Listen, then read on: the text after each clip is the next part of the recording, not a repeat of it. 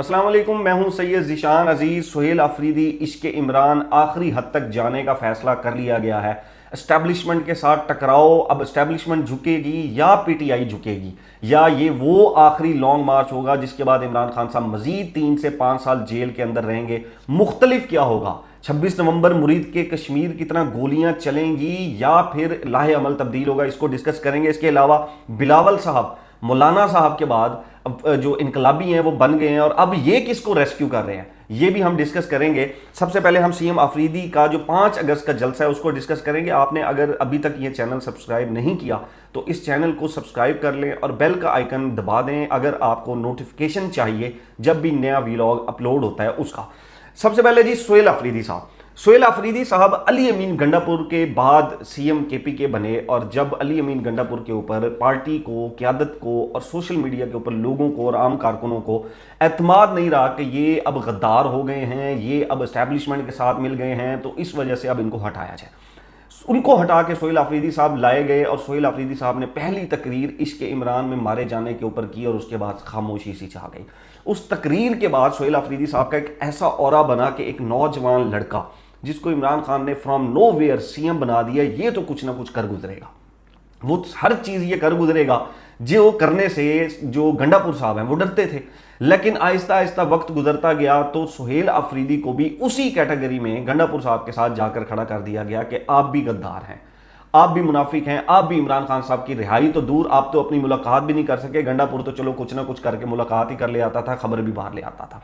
वो तमाम प्रेशर बनता गया, इमरान खान साहब की सेहत की खबरें, तमाम चीज़ें चलती रहीं, आंख ज़ाया होना, उनकी अहलिया की बातें, उनका ट्रीटमेंट ना होना, फैमिली की मुलाकातें बंद हुए, आज 8 महीने गुजर जाना। अल्टीमेटली बहनें उनकी उठती हैं, अलीमा खान साहिबा, नौरीन न्याजी, अज़मा खान साहिबा, और वो एक स्ट्रीट मूवमेंट शुरू कर देती हैं। केपी से ये स्ट्रीट मूवमेंट शुरू होती है। केपी के अंदर लोग बाहर निकल आते हैं, लोग जो है वो अलीमा खान की आवाज़ में आवाज़ मिलाते हैं, उनको सपोर्ट करते हैं। उस दौरान ये जो लीडरशिप है इसको एहसास होता है कि ये हम क्या कर रहे हैं। अगर अलीमा खान साहिबा जो है वो लीड करती हैं तो हम तो बिल्कुल एब्सोल्यूट हो जाएंगे, और उसके बाद तो अलीमा खान साहिबा लीड कर जाएंगी, स्ट्रीट मूवमेंट में लोगों को बाहर निकाल लेती हैं और ये एक बड़ी तहरीक बना लेती हैं, तो हम बिल्कुल ख़त्म हो जाएंगे। तो फिर सुहेल अफरीदी साहब को मशवरा दिया गया कि जनाब अब वक्त आ गया है, 5 अगस्त 2026 को इमरान खान साहब की कैद को 3 साल मुकम्मल होने वाले हैं, एक जलसा करें और एक बड़ा लाहे अमल का ऐलान करें। अब सुहेल अफरीदी साहब ने कल एक स्पीच की और उस स्पीच के अंदर वो ये कहते हैं कि 5 अगस्त को जो जलसा होगा वो हमारा सेमीफाइनल होगा, हमने उस सेमीफाइनल को कामयाब करवाना है और ज्यादा से ज्यादा लोग उसके अंदर शिरकत करें। वो ये कहते हैं कि हम 5 अगस्त को ऐसा लहे अमल देंगे जिसके बाद वापसी नहीं होगी, हम अपनी आखिरी हद तक जाएंगे। फिर वो ये कहते हैं कि गोलियों से मुझे नहीं डराया जा सकता, ना मुझे दबाया जा सकता है और ना ही मेरा ज़मीर या मुझे खरीदा जा सकता है। साथ ही वो ये कहते हैं कि हमें फैसला करना होगा कि हमने मौत को गले लगाकर हमेशा के लिए अमर होना है या बेगैरती और जलालत वाली जिंदगी गुजारनी है। हम पाकिस्तानियों ने जो गैरतमंद और बावकार जिंदगी गुजारनी और किसी की गुलामी नहीं करनी। स्टेटमेंट बड़ी तगड़ी है, जैसे इसकी इमरान वाली स्टेटमेंट तगड़ी थी वैसे ये भी स्टेटमेंट तगड़ी है, और एग्जैक्टली उस नर्व को जाके हिट करती है जहां पे खान साहब हिट करते थे। गैरतमंद, बावकार पाकिस्तानी, बावकार पाकिस्तान और गुलामी नहीं करनी हमने किसी की, हमारे ऊपर एस्टेब्लिशमेंट जो काबिज है इससे हमने जान छुड़वानी है। एग्जैक्टली वही नर्व है। उसके बाद ये कहते हैं सुहेल अफरीदी साहब कि अगर कोई समझता है एस्टैब्लिशमेंट को, स्टेट को, गवर्नमेंट को पैगाम दे रहे हैं कि 26 नवंबर और मुरीद के की तरह लोगों को शहीद करके वो मुल्क को संभाल सकता है, तो वो गलत सोचता है। अगर कोई सोचता है कि बलूचिस्तान और कश्मीर में ये सब कुछ करके वो संभाल लेंगे सारा कुछ, तो वो गलत सोचता है। कोई इन जर्नैलों को गलत मशवरा दे रहा है, यानी कि गोलियां चलाना, फिर मुरीद के सानिया होना, बलूचिस्तान के अंदर, कश्मीर के अंदर जो कुछ भी हो रहा है, वो कह रहे हैं कि जी इन जनरल्स को गलत मशवरा कोई दे रहा है। काश ये जनरल्स पाकिस्तानी अवाम का सामना करते, बाजारों में जाते, तो इनको पता चलता अवाम इनकी और इनकी पॉलिसीज के बारे में क्या सोचती हैं। अब ये सुहेल अफरीदी साहब इनको मशवरा दे रहे हैं, हमारे जो जर्नल्स हैं, कि काश ये बाजारों में जाते। मेरे ख्याल में सुहेल अफरीदी साहब मिस कर गए हैं ये चीज़ कि इनके लिए मार्केट्स भी अलग हैं। ये जो हमारे जर्नल्स हैं इनके लिए मार्केट्स भी अलग हैं, इनके लिए सोसाइटीज भी अलग हैं, इनके लिए खेलने के लिए गोल्फ कोर्स भी अलग हैं, इनके लिए ग्राउंड्स भी अलग हैं, इनके लिए मेस भी अलग हैं जहां पर आम पाकिस्तानी नहीं जा सकता। तो आपकी ये जो ख्वाहिश है कि काश ये पाकिस्तानी अवाम का सामना करते, तो जनाब सोहेल अफरीदी साहब ये वहां रहते हैं जहां पाकिस्तानी अवाम का तसव्वुर नहीं है, तो इसलिए ये तो आपकी ख्वाहिश एक तो पूरी नहीं हो सकती। एनी हाउ, अब सवाल मेरे इसके अंदर बड़े इंपॉर्टेंट है, वो ये है कि इमरान खान साहब को 3 साल मुकम्मल होने वाले हैं 5 अगस्त 2026 को। अब तक उनके लिए 2 बड़ी जो लॉन्ग मार्च हैं वो की गई, 2 बड़े लाहेअमल उनके लिए इख्तियार किए गए। एक अक्टूबर 2024 में गंडापुर साहब आए थे, वर्कर्स को लेकर आए थे, और फिर उसके बाद ये गुम हो गए डी चौक से, वहां से फिर 12 अजला क्रॉस करके केपी असम्बली में पहुंच गए। वहां पर जाकर उन्होंने एक बड़ा दबंग किस्म का खिताब किया कि मैं 12 जिला क्रॉस करके आया। पीछे वर्कर मार खाते रहे, वर्कर उठ गए, जेलों में तशद्दुद हुआ, उनके ऊपर मुकदमात हुए, किसी ने परवाह नहीं की। पहली ये काविश हुई। अब उसके बाद दोबारा फिर काविश होती है 26 नवंबर की, जिसमें गंडापुर साहब दोबारा आते हैं, और इस दफा इमरान खान साहब की अहलिया बुशरा बीबी भी उनके साथ आती हैं। इस दफा एक बड़े तरीके के साथ, मशीनरीज के साथ, के जो रास्ते में खड्डे खोदे जाते हैं, खंदकें खोदी जाती हैं, रुकावटें, कंटेनर लगाए जाते हैं, उनको हटाने के लिए तमाम मशीनरी के साथ आया जाता है, और एक बड़ा मैसिव क्राउड आता है, बहुत मैसिव क्राउड आता है। उसके ऊपर मैसिव किस्म की शेलिंग होती है, टॉर्चर होता है वहां पर, उनके ऊपर जो है वो बुलेट जो है वो मारी जाती है, रबड़ की, वो तमाम चीजें उनके ऊपर की जाती हैं, लेकिन वो क्राउड आगे बढ़ता जाता है। अब वो क्राउड फाइनली इस्लामाबाद पहुंचता है, और फिर वहां पर दोबारा से एक ऐसा ब्रूटल किस्म का जुल्म और तशद्दुद होता है, गोलियां चलाई जाती हैं। वहां पर पीटीआई क्लेम करती है कि कई लोग जो है वो शहीद हो जाते हैं, और फिर उसका एक मुकदमा भी अदालत के अंदर ये दर्ज करवाती है, और फिर ये एक 26 नवंबर वाला सानिया पाकिस्तान के अंदर होता है। इसके अंदर भी अली अमीन गंडापुर साहब छोड़कर चले जाते हैं, बुशरा बीबी साहिबा भी चली जाती हैं, उनको भी अली अमीन गंडापुर साथ ले जाते हैं, अलीमा खान साहिबा भी वहां पर मौजूद होती हैं। पीछे वर्कर शहीद होता है, मारे खाता है, टॉर्चर बर्दाश्त करता है, उसको गिरफ्तार किया जाता है, जबरी गुमशुदगी में उसको रखा जाता है। ये सब वर्कर्स ने बर्दाश्त किया सिर्फ और सिर्फ अपने लीडर इमरान खान के लिए, ना कि अली अमीन गंडापुर के लिए, बुशरा बीबी के लिए, या अलीमा खान साहिबा के लिए, किसी और के लिए नहीं। इस तमाम प्रोसेस, ये जो दोनों लॉन्ग मार्च हुए, इसके अंदर पंजाब, सिंध, बलोचिस्तान की नुमाइंदगी ना होने के बराबर थी। यानी कि सिर्फ और सिर्फ केपीके को बाहर निकाला गया, पंजाब से थोड़े बहुत लोग गए, मैसिव तादाद में ना तो जो रूपोश इनके लीडरान हैं वो सामने आए, ना इनके वर्कर्स निकाले गए। तो पंजाब से एक्चुअली कोई बहुत बड़ी चीज जो है वो बाहर नहीं निकाल कर लेकर गए, कोई बहुत मैसिव क्राउड नहीं निकाला गया, जिसकी वजह मैं ये समझता हूं कि ये एक बड़ी वजह है कि लॉन्ग मार्च फेल हो गया दूसरी दफा। अगर सिंध से एक बड़ा क्राउड निकाला जाता, पंजाब से एक बड़ा क्राउड निकाला जाता, और इनकी लीडरशिप एक्चुअली जिनको सजाएं भी मिली हुई हैं, जो रूपुश भी हुए हुए हैं, वो बाहर निकल आते, तो ये कामयाबी मिल सकती थी। एनी हाउ, सवाल ये है कि क्या ये गारंटी है इस दफा ऐसा लाहेअमल क्या अख्तियार किया जाएगा? अगर तो लॉन्ग मार्च का, ये जो 5 अगस्त को जो मेरी खबरें हैं वो ये हैं कि एक लॉन्ग मार्च का ऐलान किया जाएगा और एक तारीख दी जाएगी, 5 अगस्त को एक डेट दी जाएगी कि हम फलां डेट को, वो महीने के बाद हो सकती है, 2 महीने के बाद हो सकती है, वो 3 महीने के बाद हो सकती है, वो 20 दिन के बाद हो सकती है, यानी तो एक तारीख दी जाएगी कि हम इस तारीख को फलां जगह से निकलेंगे और तमाम पाकिस्तान से लोग इकट्ठे हों और हम एक लॉन्ग मार्च करेंगे और हम निकलेंगे। अब ये लॉन्ग मार्च जाएगा, इस्लामाबाद की तरफ जाएगा। इस दफ़ा ये लॉन्ग मार्च बड़ा कैलकुलेटिव अंदाज में जो है वो लेकर जाया जाएगा, आहिस्ता आहिस्ता ठहराव करके लेकर जाएगा, लोगों को इकट्ठे करता जाएगा, अटक से इधर उधर से लोग जो हैं वो इकट्ठे होते जाएंगे, इसके साथ जुड़ते जाएंगे। पंजाब से लोगों को जो है वो इसके साथ जोड़ने की कोशिश की जाएगी। पड़ाव करते करते, गवर्नमेंट के ऊपर प्रेशर डालते डालते ये कोशिश की जाएगी कि जिस तरह 26 नवंबर 2024 को इमरान खान साहब की रिहाई की बात तकरीबन तय हो चुकी थी, अगर डी चौक तक ना पहुंचा जाता तो इस दफा शायद ये कोशिश की जाएगी कि मैक्सिमम लेट किया जाए। और ये जो लॉन्ग मार्च है, ये जो तहरीक इस दफा चलेगी, ये किसी धरने में भी बदल सकती है, और हो सकता है कि इस्लामाबाद पहुंचने में ये 1 हफ्ता लगा दे या 2 हफ्ते भी इवन की ये लगा दे इस्लामाबाद पहुंचने में, ताकि गवर्नमेंट के ऊपर एक प्रेशर बिल्ड हो। अगर तो सिर्फ केपी से आते हैं ये, तो फिर मुझे लगता है कि प्रेशर इतना ज्यादा बिल्ड नहीं होगा। पंजाब से भी लोग इसी तरह निकलते हैं जैसे पहले निकले थे, तो फिर बट अगेन पंजाब में इनको निकालेगा कौन? अब क्या ये ऐसा लाहेअमल इख्तियार किया जाएगा कि 26 नवंबर और मुरीदके की तरह गोलियां नहीं चलाई जाएंगी?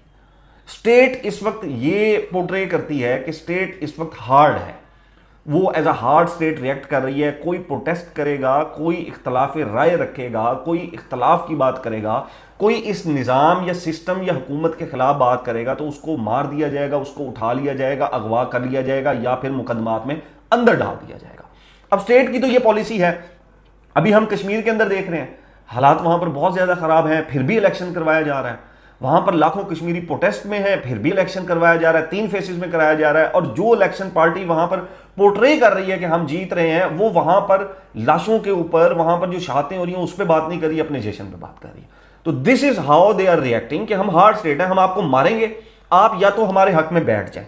अगर आप हमारे हक में नहीं बैठ सकते तो हमारे खिलाफ खड़े मत हो, अगर आप खड़े होंगे तो हम आपको मारेंगे और सख्त तरीन मारेंगे हम आपको। तो क्या गारंटी है, ऐसा क्या लाहे अमल है या ऐसी क्या प्रोटेक्शन शील्ड है कि गोलियां नहीं चलेंगी, जानी नुकसान नहीं होगा उन कारकुनों का, वर्करों का, जिनका पहले 2 दफा 3 दफा हो चुका है। फिर यह क्या गारंटी है कि अली मीन गंडापुर साहब की तरह सोहेल अफरीदी साहब प्रोटोकॉल में बैठ के निकल नहीं जाएंगे? ये भी एक बड़ा सवालिया निशान है, क्योंकि लोगों का एतमाद उठ चुका है इस लीडरशिप से कि भाई आप खुद बाहर नहीं निकलते, हमें बाहर निकालते हैं, बाद में आप लोग, कोई 12 इजरा क्रॉस करके पहुंचता है, कोई रात को गुम हो जाता है, हम मर जाते हैं, गोलियां भी खाते हैं, टॉर्चर भी सहते हैं, गुमशुदगी भी सहते हैं, मुकदमात भी सहते हैं, उसमें भी आप लोग आकर हमें जो है वो रेस्क्यू नहीं करते हो, मुकदमात भी खुद भुगतने पड़ते हैं, जेल भी खुद भुगतनी पड़ती है। तो भाई क्यों निकले आपके लिए बाहर? तो कारकुनों का ट्रस्ट बिल्ड करना एक बड़ी इसके अंदर इंपॉर्टेंट चीज है। तीसरी चीज ये है कि क्या ये जितने भी रूपोश लोग हैं या वो लोग जो इस वक्त सामने भी हैं, क्या वो लोग भी पंजाब से बाहर निकलेंगे? केपी से तो लोग निकल आएंगे, लेकिन सिंध से, पंजाब से ये हमाद अजहर साहब हैं, फिर इसके अलावा और बड़े लोग हैं, जरताज गुल साहिबा हैं, शाह महमूद कुरैशी साहब के बच्चे हैं, बड़ा उनका जो है वो उसके अंदर किरदार है, लाहौर के बड़े लोग हैं, मैं अब किस किस का नाम लूं, मियां असलम साहब हैं। तो क्या ये लोग बाहर निकलेंगे या ये यही कहेंगे कि नहीं नहीं नहीं हम नहीं निकल सकते, हम बाहर निकले तो हमें गिरफ्तार कर लिया जाएगा, हमें पकड़ लिया जाएगा, हमें जेल में डाल दिया जाएगा, इमरान खान जेल में बैठा है, that is fine, Shahmood Qureshi is in jail, that is fine, Yasmin Rashid is in jail, that is fine, और बाकी लोग वहां पर जो है मियां महमूद रशीद साहब हैं, सब लोग जो है, सेनेटर एजाज साहब हैं, ये चीमा साहब हैं, ये सब जेल में हैं, दैट इज फाइन, फलक जवेद, सनम जवेद, आलिया हमजा साहिबा, दैट इज फाइन, हम नहीं जेल में जा सकते। हाँ, लेकिन कारकुन हमारे लिए निकले, वो जाए, वो मार खाए, वो तशद्दुद सहे, वो गुमशुदगी बर्दाश्त करे, वो अदालतों में जाए, उसको गोली लग जाए, हम नहीं निकलेंगे। हम तब निकलेंगे जब हमें गारंटी मिल जाएगी आपकी गवर्नमेंट बनने लगी या खान साहब बाहर आ गए, हम बाहर निकलेंगे और हम इनकलाबी बन जाएंगे और ओहदे ले लेंगे, फिर हम वजीर आला भी बनेंगे, फिर हम वजीर भी बनेंगे। That is very main point. अब ये तमाम जो ट्रस्ट एक्चुअली जो बिल्ड कर सकता है वो सिर्फ पीटीआई के अंदर एक शख्सियत है, और वो है अलीमा खान, नौरीन न्याजी और बहनें। इनके ये बहनें एक ही शख्सियत हो गई कैलकुलेटेड वे में। तो इसके अलावा तो कोई और ये जो ट्रस्ट है इसको बिल्ड नहीं कर सकता है। तो अलीमा खान साहिबा अगर ये ट्रस्ट बिल्ड कर सकती हैं तो उसके ऊपर पंजाब को बाहर निकालना पड़ेगा। तो केपी में मुराद सईद साहब को बाहर निकलने का कहा गया तो उन्होंने तो इनकार कर दिया।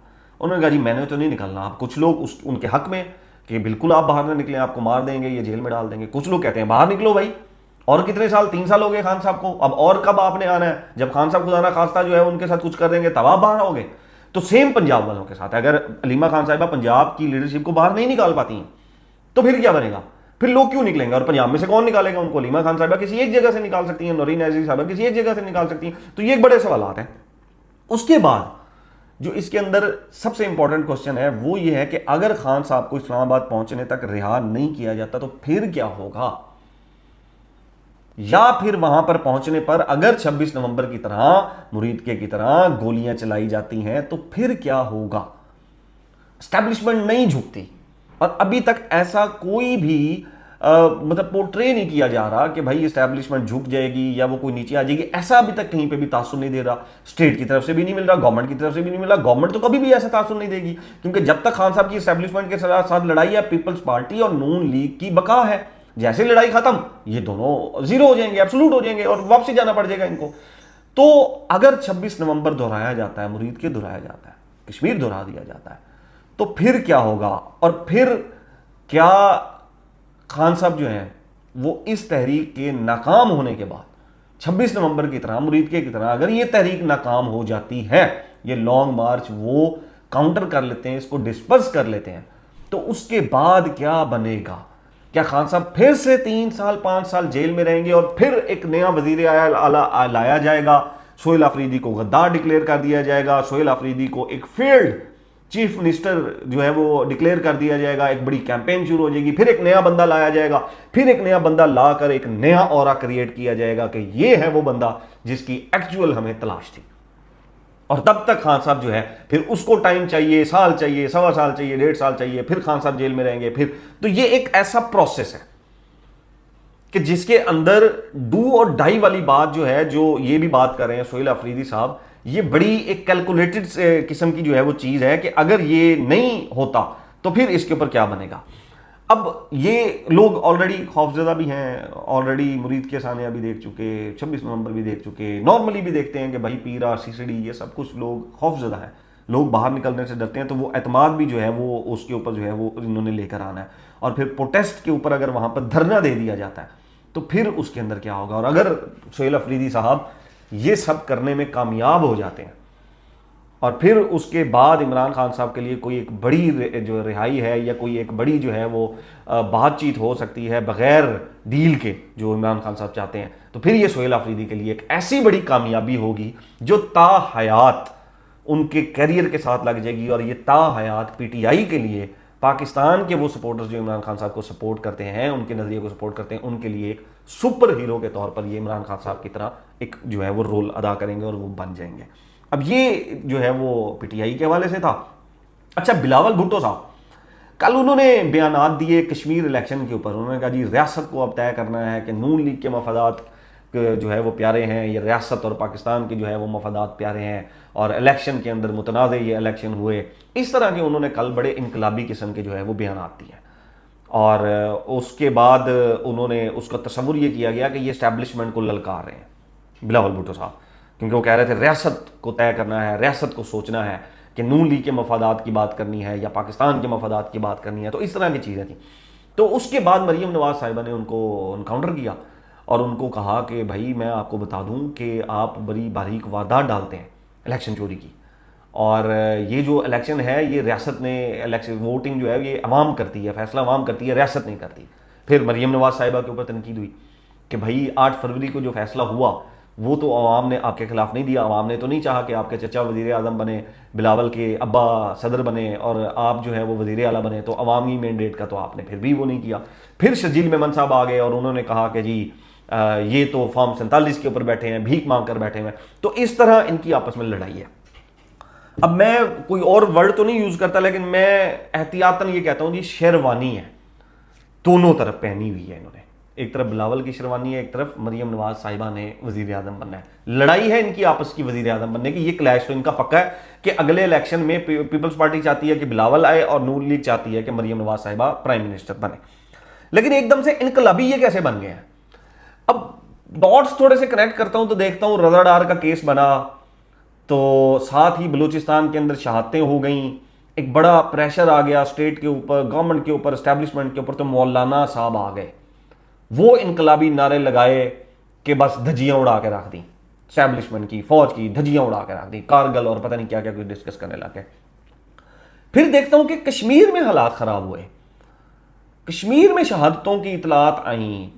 बीबीसी ने भी जो है वो जैक के उसके तवज्जुह से रिपोर्ट किया, 18 के करीब जो है 14 के करीब शहादतें, और अब तो शायद ज़्यादा मुबैना तौर पर बताई जा रही हैं।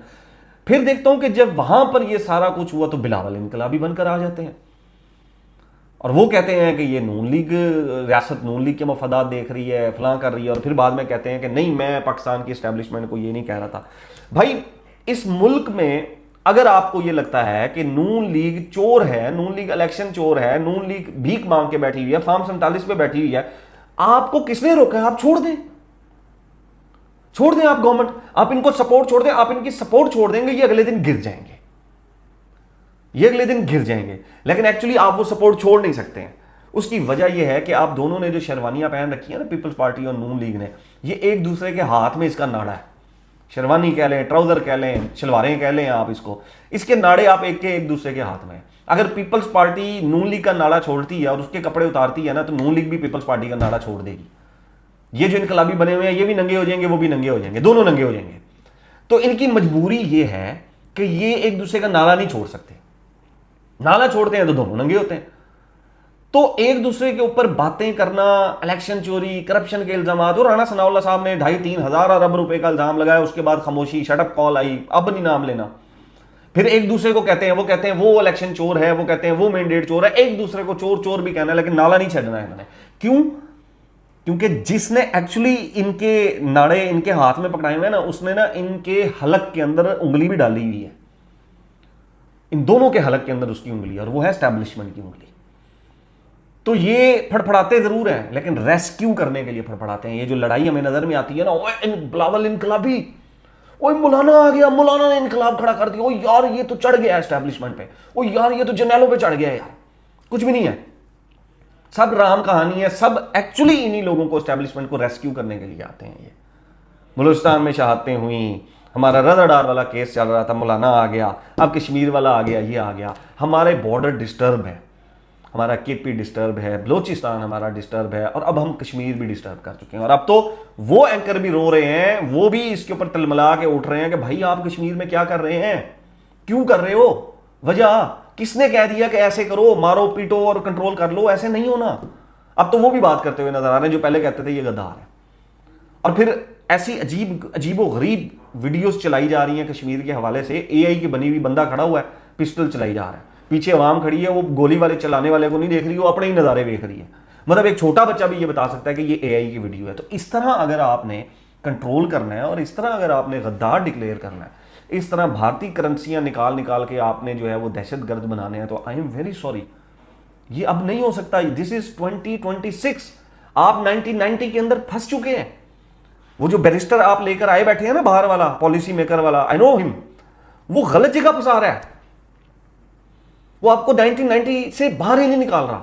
ये वही है, भारतीय करेंसी निकल रही, रा के साथ उनके रवाबत निकल रहा है। भाई ये वही जैक है जिसके साथ आप मुतालबात करते रहे, 38 में से 36 मान लिए, भारतीय दहशतगर्द, रा का एजेंट, गद्दार, उसकी आपने मुतालबात मान लिए। अब जब बाकी दो मुतालबात के ऊपर वो नहीं मान रहा, तो आप कहते हैं नहीं ये गद्दार है, ये तो दहशतगर्द है, ये तो फलां है, इनके तो भारत के साथ रवाबित है। और लीग क्या करते हैं, खवातीन के साथ गुफ्तगू। मतलब कैन यू इमेजिन। और हमारे यहां पर मीडिया के ये हालात हैं कि सहाफ़ी रा के एजेंट पकड़ के इंटरव्यू कर रहे हैं, और जिन्होंने रा के एजेंट पकड़ने हैं वो सहाफ़ियों को पकड़ रहे हैं और उनको गुम भी कर रहे हैं। ये यहां पर हालात हैं, यानी कि कोई भी बंदा अपना काम नहीं ठीक से कर रहा, और फिर उसके बाद ये कह रहे हैं कि पाकिस्तान तरक्की की राह के ऊपर गामज़न है। This is very long debate, Kashmir के इशू के ऊपर डिटेल भी हम बात करेंगे इंशाल्लाह नेक्स्ट व्लॉग तक। अपना और अपने जो है वो इस चैनल का ख्याल रखिएगा। अल्लाह हाफ़िज़।